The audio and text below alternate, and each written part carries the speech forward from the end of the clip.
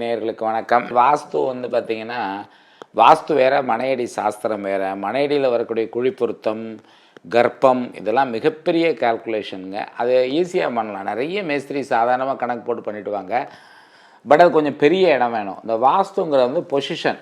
ஆனால் இந்த பொசிஷன் நிறைய பேர் தப்பாக புரிஞ்சுக்கிட்டாங்க. வாஸ்துனா உடனே அளவே தேவையில்லைன்னு முடிவு பண்ணிடுறாங்க. அளவு இருக்குங்க. அதில் ஒரு வாசல் அமைக்கிறதுக்கு அளவு இருக்குது, படிக்கட்டு வைக்கிறதுக்கு அளவு இருக்குது. இப்போ 20 அடி தான் அகலம் இருக்குது அப்படின்னு சொன்னால் அதுக்கு தகுந்த மாதிரி இப்போ மேற்கு பார்த்ததுன்னா அதில் படிக்கட்டு வரணும், அதுக்கப்புறம் பெட்ரூமும் சவுத் வெஸ்ட்டில் வரணும்னு ஆசைப்பட்றோம், அப்புறம் என்ட்ரன்ஸும் வெஸ்ட்டில் வரணும்னா ரொம்ப கஷ்டப்பட்டு தான் அந்த வாசல் அமைக்க வேண்டியது இருக்கும். சரி, இந்த வாசல் அந்த பொசிஷனில் என்ன பண்ணுறாங்கன்னா, பெரும்பாலும் ஒரு சில 15 கான்செப்ட் வச்சுருக்காங்க. வடக்கு கிழக்கில் இடம் விட வேண்டும். சரி, ஓகே, விடுறோம். அடுத்தது நார்த் ஈஸ்ட், வடகிழக்கில் படிக்கட்டு வரக்கூடாது. சரி, வடமேற்கில் தான் படிக்கட்டு வரணும். அதுக்கப்புறம் தென்மேற்கில் தான் பெட்ரூம் வரணும். அப்படின்னா 3 ஃபேமிலி இருக்காங்க, இல்லை 2 ஃபேமிலி, இப்போ கூட்டு குடும்பம் இல்லைன்னா கூட அப்பா அம்மா இருக்காங்க, பசங்க இருக்காங்கன்னா தென்மேற்கில் ஒரு பெட்ரூமை போட்டு அடுத்த பெட்ரூம் எங்கே போடுறதுன்னு குழப்பங்கள். அடுத்தது பார்த்திங்கன்னா, தென்மேற்கில் டாய்லெட் வரக்கூடாது, தென்மேற்கில் செப்டிக் டேங்க் வரக்கூடாது, தென்மேற்கில் கிணறு வரக்கூடாது, தென்கிழக்கில் கிணறு வரக்கூடாது. இதெல்லாம் அடிப்படையாக ஒரு 15 விதிமுறைகள். இந்த விதிமுறைகளை தப்பில்லை. சில நேரத்தில் இந்த விதிமுறைகளுக்கு விதிவிலக்கு உண்டு. அப்புறம் தெருக்கூத்து வரக்கூடாது. என்ன தெருக்கூத்து வரக்கூடாது? தென்மேற்கு தெருக்கூத்து வரக்கூடாது, தென்மேற்கில் தெற்கு மேற்கு வரக்கூடாது, வடமேற்கில் வடக்கு வரக்கூடாது, தென்கிழக்கில் கிழக்கு வரக்கூடாது. இந்த 4 தெருக்கூத்து வரக்கூடாதுன்னு முடிவு பண்ணிடுறாங்க. இது கொஞ்சம் தள்ளி ஒரு தெரு போச்சுன்னா உடனே ஃபோன் அடி, யாருக்கா ஒருத்தருக்கு அடித்து அவங்க தெரியுமோ தெரியாது, சார் இங்கே வரலாமா வரக்கூடாதா, அவர் என்ன அவசரத்தில் இருக்காரோ வரக்கூடாது, வராதுன்னு ஏதோ ஒன்று சொல்லிவிடுவார். எவ்வளோ பெரிய வேல்யூபிளான விஷயம். ஆனால் ஃபோனில் கேட்பாங்க, இந்த இடத்துல கிணறு வரலாமான்னு. டிகிரியை போட்டு பார்க்காம, டிகிரி பார்க்காம, காம்பஸ் வச்சு பார்க்காம எந்த முடிவும் எடுக்கக்கூடாதுங்க. இந்த வாஸ்து ரொம்ப ரொம்ப ரொம்ப அதை நம்பிட்டோம்னா அதை பார்த்து தான் ஆகணும். ஒரே ஒரு எக்ஸாம்பிள் சொல்கிறேன் பாருங்களேன். இப்போ உங்களது வடக்கு பார்த்த ஒரு மனை, உங்களுடைய வடகிழக்கு மூலையில் வாசல் வச்சுட்டிங்க. கரெக்டாக வீட்டோட என்ட்ரன்ஸும் நீங்கள் வடக்கில் வச்சுட்டிங்க, கிழக்குலேயும் ஒரு என்ட்ரன்ஸ் வச்சுட்டிங்க, யாரோ சொன்னாங்க வச்சுட்டிங்க. உங்கள் வீட்டுக்கு வடகிழக்கு மூலை அடுத்த வீட்டுக்கு வடமேற்கு மூலையாக வரும். அந்த வடமேற்கு மூலையில் அவருடைய அட்வைஸர் என்ன பண்ணுறாரு, அவருக்கு ஒரு டாய்லெட் போட சொல்லிடுறாரு. அது உங்கள் வீட்டை பாதிக்கும். உங்கள் வீட்டில் அப்போ தான் என்ன ஆகும், உங்கள் பொண்ணுக்கு ராகு தசையில் சுக்கிர புக்தி நடக்கும், இல்லை சுக்கிர தசையில் ராகு புக்தி நடக்கும், இல்லை செவ்வாயில் சுக்கிர புக்தி நடக்கும், இல்லை சுக்கிர தசையில் செவ்வாய் புக்தி நடக்கும். ஏன்னா புதன் சந்திரன், புதன் சுக்கிரன் சேர்க்க இருக்கும் ஜாதகத்தில், செவ்வாய் சுக்கிரன் சேர்க்க இருக்கும். ராகு தசையில் ஏதோ ஒரு புக்தி நட்சத்திர சாரம் சரியில்லாமல் பார்வை தீய பார்வை பெற்றிருக்கும். அந்த பொண்ணு கிளம்பி வீட்டு விட்டு போயிடும், இல்லை லவ் அஃபேரில் மாட்டிக்கும். இவர் டாய்லெட் போடுவார். ஏன் போடுறாரு? உங்கள் கிரகம் அவரை போட வைக்கிது. அதுதான் உண்மை. நான் பார்த்தாலும் பார்த்தீங்கன்னா நேரம் நல்லா இருக்கவர் தானாக வாஸ்து நல்லா இருக்க வீட்டுக்கு போயிடுறாருங்க. ஆச்சா, இதுக்கப்புறம் இன்னும் அடுத்த பாயிண்ட் பாருங்கள். உங்கள் வீட்டுக்கு கிழக்கு பகுதியில் ஒரு பழைய பில்டிங் இருக்குது. அதை இடிச்சுட்டு என்ன பண்ணுறாங்க, அப்பார்ட்மெண்ட் கட்டுறாங்க. உங்களை அதை ஒரே அமுக்கு அமைக்கிறங்க. அதுக்குனால தான் இடம் விடுங்கன்னு சொல்றதுக்கு ஒரே காரணம் அதுதான். கொஞ்சம் இடம் விட்டால் அந்த தாக்கம் குறையும். ஆனால் நம்ம என்ன பண்ணுறோம், 800 ஸ்கொயர் ஃபீட் இடம் இருந்தால் 800 ஸ்கொயர் ஃபீட் வீடு கட்டுறோம், 1200 இருந்தால் 1200க்கு வீடு கட்டுறோம், 2400 இருந்தால் 2400க்கு வீடு கட்டுறோம். அங்கே தான் நம்ம மிஸ்டேக் பண்ணுறோம். முடிஞ்ச அளவுக்கு இடம் கொஞ்சம் ஃப்ரீயாக விட்டு கட்டினோம்னா இந்த தாக்கங்கள் குறையும். அடுத்தது வாஸ்துவில் இப்போ நான் 2 பாயிண்ட் சொன்னேன் இல்லைங்க. அடுத்த வீட்டு விஷயம் எப்படி வேலை செய்து பாருங்கள். அடுத்தது உங்கள் வீட்டுக்கு எதிரே நீங்கள் தெருக்கூத்து பார்க்குறீங்க. இவங்க என்ன பண்ணுறாங்கன்னா, வடகிழக்கு மூலை தெருக்கூத்து உச்சோன்னுறாங்க.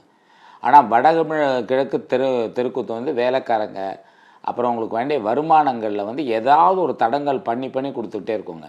என்ன வடகிழக்கு மூலையை எப்படி சொல்கிறீங்களேன்னு இருக்கும். வாஸ்து பார்க்குறவங்களுக்கு என்னடா அப்படி இருக்குன்னு இருக்கும். நீங்கள் நடைமுறையில் பாருங்கள் எல்லாமே. அப்போ வடக்கு சென்டரில் நீங்கள் வடமேற்கு பக்கம் போகாமல் வடக்கு சென்டரில் ஒரு தெருக்கூத்து தான், அது உச்ச தெருக்கூத்து தான். அது ஆமாம், தெருக்கூத்தை கால்குலேட் பண்ணிக்கோங்க. இந்த வடமேற்கு தெருக்கூத்துக்கு நிறையா வழக்கு வரும். ஒரு ஃபேக்ட்ரி இருக்குன்னா அங்கே விபத்து நடக்கும். அப்போ இந்த வடமேற்கு தெருக்கூத்துக்கு என்ன சொல்யூஷன் கேட்டிங்கன்னா, அதுக்கு அந்த கருங்கல் இந்த மாதிரி விஷயங்களை பயன்படுத்தி அதுக்கு வரக்கூடிய தடையை நீக்கலாம்.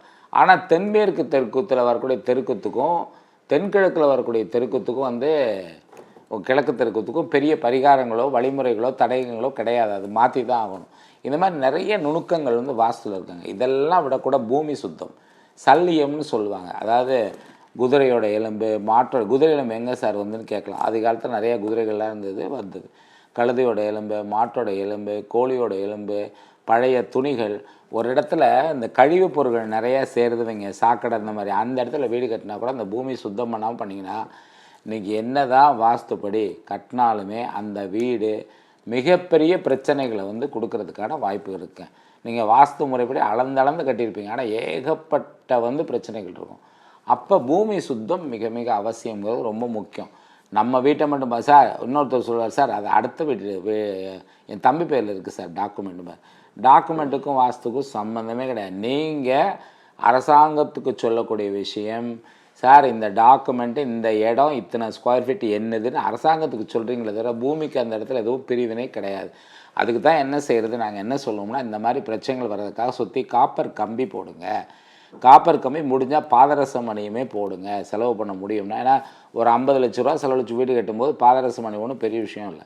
ஒரு 70 லட்ச ரூபா செலவழிச்சு வீடு கட்டும்போது சுத்தமான பாதரச மணி, வெங்காரம் கலக்காத பாதரச மணியும் காப்பர் அங்கே யூஸ் பண்ணிங்கன்னா உங்களுக்கு அந்த பாதிப்பு குறையிறதுக்கான வாய்ப்புகள் நிறைய இருக்குது. இருக்க ஒரே பரிகாரம் அதுதான். அதை விட்டாச்சுன்னா அப்புறம் எந்த மூளை பாதிக்கப்பட்டதோ, அந்த மூளை எந்த பகுதி பாதிக்கப்பட்டதோ அதுக்குரிய கடவுளர்களை வழிபடுவது நல்லது. நீங்கள் சென்னையை பொறுத்தவரையிலும் பாரிஸில் உள்ள காளிகாம்பாள் கோயில், திருவற்றியூர் வடிவுடையம்மன் கோயில், திருப்போரூர் முருகன் கோயில், சென்னையில் உள்ள பாரிஸில் உள்ள கந்தசாமி கோவில், அதுக்கப்புறம் வந்து குன்றத்தூர் முருகன் கோவில், வடபழனி முருகன் கோவில், அப்புறம் வந்து சிங்கப்பெருமாள் கோயில் உள்ள நரசிம்மர், அதுக்கப்புறம் ஷோலிங்கரில் உள்ள நரசிம்மர், இது எல்லாமே காஞ்சிபுரம் காமாட்சி அம்மன் கோவில், அப்புறம் சமயபுரம் மாரியம்மன் கோவில் இருக்கிறதே ரொம்ப ரொம்ப விசேஷம், திருவேற்காடு கருமாரியம்மன் கோயில், இது எல்லாமே வாஸ்துவால் வரக்கூடிய பிரச்சனைகளுக்கு ஓரளவு தீர்வு. இப்போ வடகிழக்கு பகுதியில் பிரச்சனைனா கண்டிப்பாக உங்களுக்கு தீர்வு திருவொற்றியூர் வடிவுடையம்மன் கோயில் கொடுத்துருவோங்க. இது எல்லாமே வந்து தற்காலிகமான நிவர்த்தி தான், பெர்மனண்ட்டான நிவர்த்தின்னு சொல்ல முடியாது.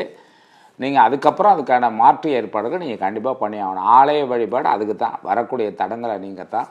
சரி, வாஸ்து பற்றி நிறைய கருத்துக்கள் இருக்குது, தொடர்ந்து ஒன்றுனா பார்க்கலாம். அடுத்த நிகழ்ச்சியை சந்திப்போம். நன்றி, வணக்கம்.